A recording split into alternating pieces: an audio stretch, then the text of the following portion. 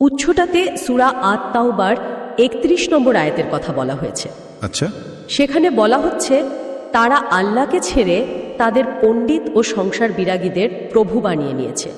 মানে আল্লাহর নির্দেশের চেয়ে মানুষের ব্যাখ্যাকে বড় করে দেখার কি। প্রভু বানানো মানে কি সরাসরি পূজা করা, নাকি এর অন্য কোনো মানে আছে? ভালো প্রশ্ন। উৎসটার ব্যাখ্যা অনুযায়ী এটা শুধু পূজা নয়, মানে যখন কোনো আলেম বা ধর্মীয় নেতার কথাকে কোরআনের কথা সমান বা তার চেয়েও বেশি গুরুত্ব দেওয়া হয়, সেটাই হলো একরকম প্রভু বানানো। মানে আল্লাহর নির্দেশের জায়গায় মানুষের কথাকে বসানো। ও বুঝেছি, মানে যখন একটা বিশাল সংখ্যক মানুষ কোরআনের সরাসরি বার্তার চেয়ে কোনো ব্যক্তি বা মাঝাবের ব্যাখ্যাকেই চূড়ান্ত ধরে নেয়, ঠিক তখনই তারা প্রকারান্তরে আল্লাহ ছাড়া অন্য কাউকে বা অন্য কিছুকে বিধানদাতা বানিয়ে ফেলছে। উৎসটা বলছে এটাই শিরকের একটা ধরন হতে পারে। শিরক ইমান রাখার পরেও? হ্যাঁ,